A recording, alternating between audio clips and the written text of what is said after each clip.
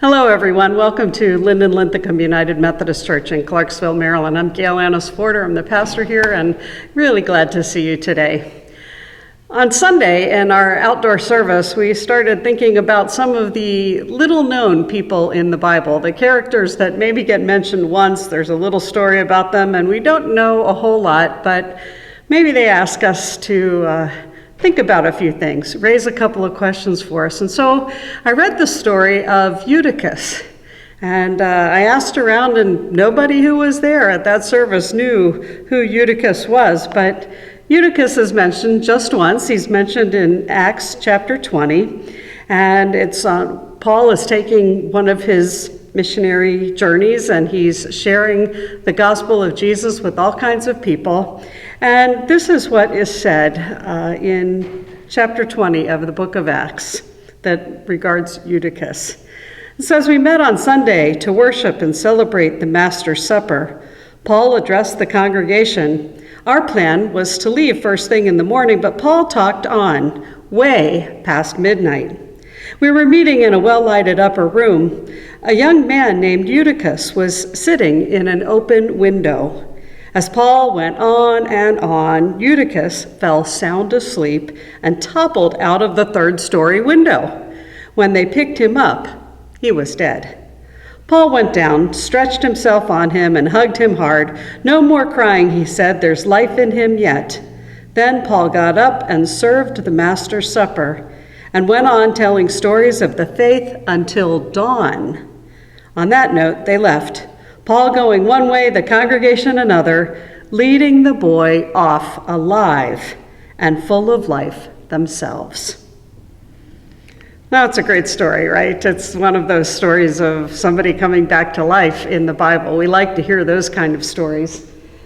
It's also kind of a fun story, entertaining, right? Because you can kind of picture somebody sitting in a window and their head nodding, and the next thing they go out the window.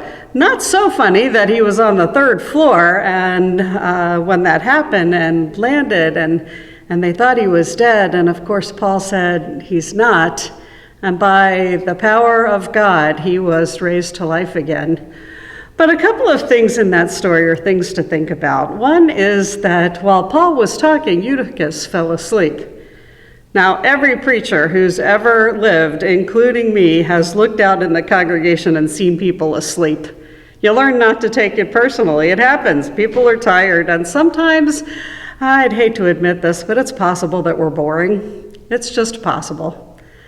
But most of the people were listening. Eutychus was sleeping. Who knows? Maybe he'd been working hard. Maybe he was a laborer and he was exhausted and he sat still and that was just the end. But it was until midnight was the first time they talked about it, and Paul was talking and talking. And then it says that after the incident with Eutychus, he started talking again, and it went on until dawn, and people were with him, and they were excited and they were listening. What would make you listen attentively until midnight and then again until dawn? What would be that interesting? People were coming to hear about Jesus. They were coming to hear the gospel of Jesus, and Paul was giving it to them. So I started to think, what are the things about the gospel that are compelling, that make you want to hear them over and over again? Is it that you are loved exactly as you are?